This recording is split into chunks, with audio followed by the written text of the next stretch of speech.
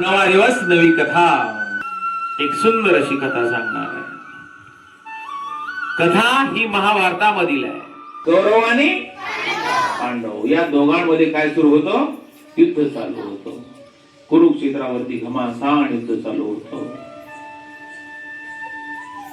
संध्याकाळची वेळ होती. दिवस मावळतीला चाललेला होता. युद्ध समाप्तीला आलेलं होतं. अशा वेळेस कर्ण काय झाला?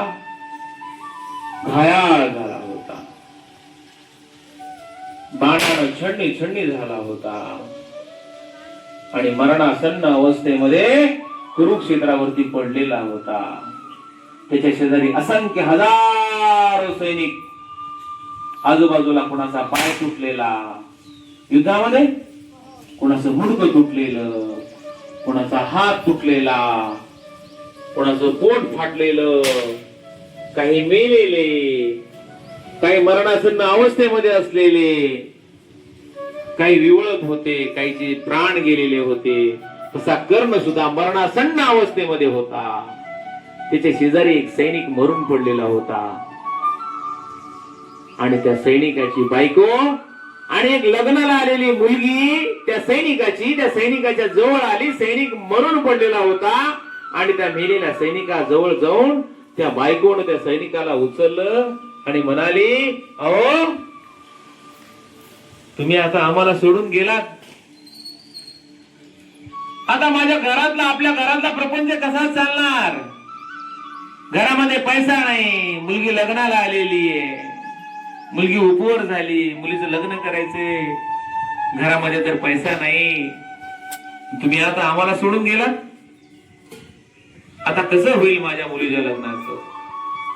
हे शब्द त्या शेजारी मरणासन्न अवस्थेमध्ये पडलेल्या कर्णानं ऐकले. कर्णानं ते शब्द ऐकल्यानंतर कर्णाला राहवलं नाही. त्यानं त्या बाईला असा हातवारा केला, म्हणाला इकडे ये.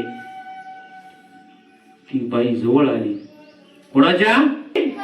कर्णाच्या. कर्णाला बोलता सुद्धा येत नव्हतं. काही क्षणामध्ये तो आता मरणार होता. त्यानं हाताने इशारा केला. समोर एक दगड पडलेला होता. दगड काय पडलेला होता? कर्णाने इशारा केला, तो दगड घेऊन ये म्हणे इकडं. त्या बाईने तो दगड आणला, कर्णाच्या हातामध्ये दिला. कर्णाचा एक दात सोन्याचा होता. कशाचा होता? सोन्याचा होता. त्यानं तो दगड आणला, त्या बाईला आणायला लावला. त्या बाईनं दगड त्याच्या हातामध्ये दिला.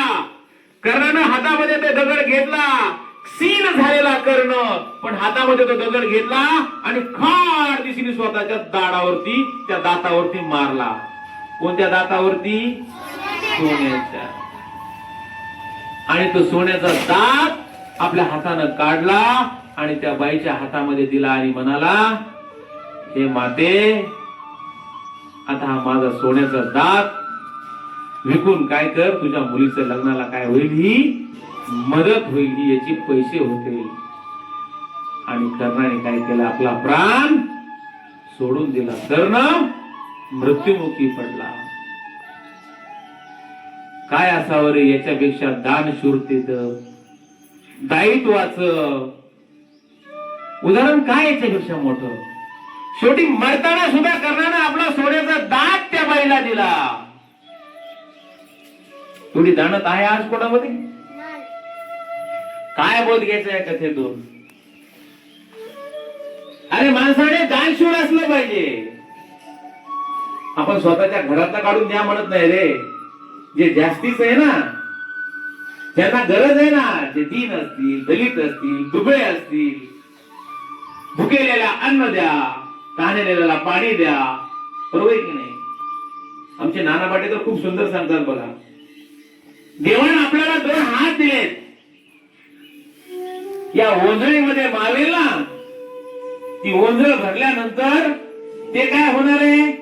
मातीत जाणार आहे ना, खाली सांडणार आहे ना.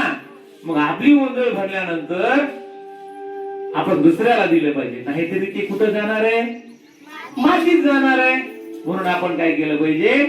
दान धर्म केला पाहिजे. आपण दुसऱ्याची मदत केली पाहिजे. आपण भले करणं होऊ शकत नाही, आपण संत तुकोबाराय होऊ शकत नाही, परंतु त्याचा आदर्श घेऊन आपण समाजामधल्या दीन, दलित, गरजू, गोर, गरीब लोकांना काय केली पाहिजे, आपल्या परीनं आपण मदत केली पाहिजे. आपण म्हणतो ना, देणाऱ्यानं देत जावं, घेणाऱ्यानं घेत जावं, घेता घेता घेणाऱ्यानं देणाऱ्याचे हात घ्यावे किंवा हात व्हावे. आपण सुद्धा द्यायचं शिकलं पाहिजे. खूप खूप धन्यवाद.